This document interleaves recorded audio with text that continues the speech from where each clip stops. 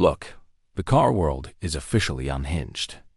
Tesla just ghosted the biggest tech reviewer on the planet because he liked the Rivian better. Ferrari just dropped a 1,000+ horsepower hybrid that, get this, actually brought back physical buttons.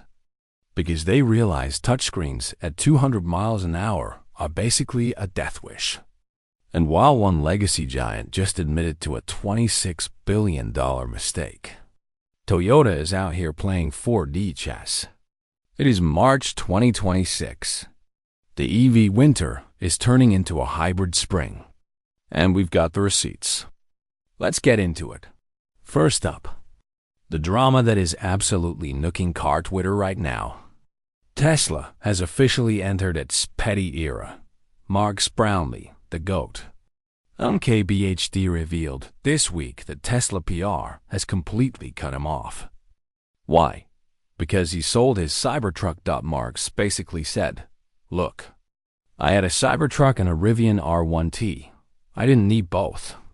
And the Rivian is just a better truck." Elon Musk immediately hit the unfollow button. Now, Marx is out here at local New Jersey dealers, borrowing cars just to review them. Imagine being the most influential tech guy on earth and having to wait in line because you hurt a CEO's feelings. With Tesla facing a 3.2 million car FSD recall right now, maybe don't start a war with the guy who has 20 million subscribers? Just a thought.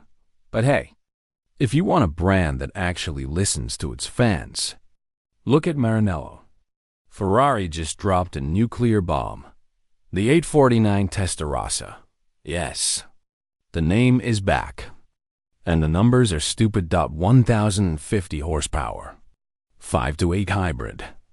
0 to 60 in 2.2 seconds. But the real headline: Ferrari finally killed those annoying touchpads on the steering wheel. The 849 has real, physical knobs and switches. It's like they realized that drivers actually want to feel the car, not swipe on it like a dating app. It's a $1.2 million sorry for the SF90's interior. And honestly, we accept your apology, Ferrari. Keep the buttons coming. Now, let's talk about the EV hangover. Stellantis, the parents of Jeep and Dodge, just posted a staggering $26 billion loss. CEO Antonio Filosa basically stood on stage and admitted they overestimated how fast everyone would ditch gas. They spent billions forcing everyone into EVs. And surprise, surprise, nobody bought them. Now, they're pivoting hard.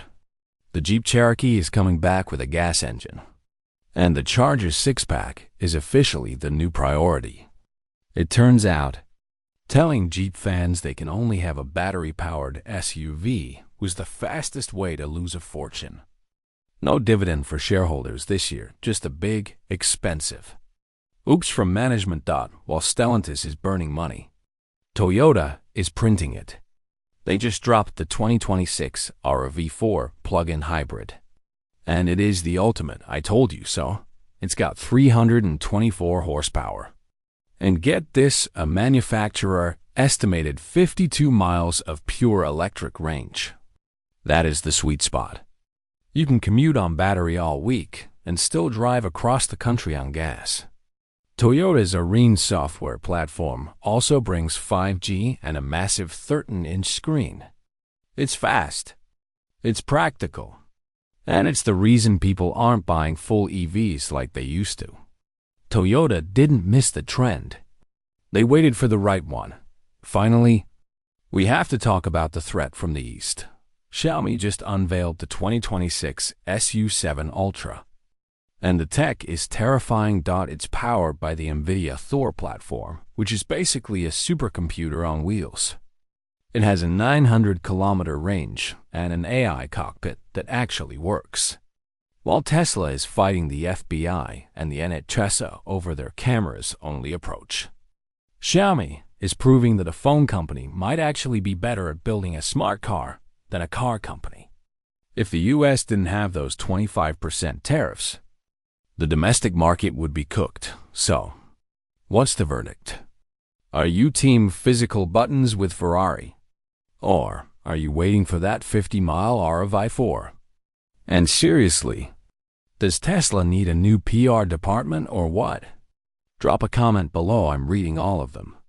Hit that subscribe button to stay ahead of the curve. And I'll see you in the next one. Peace.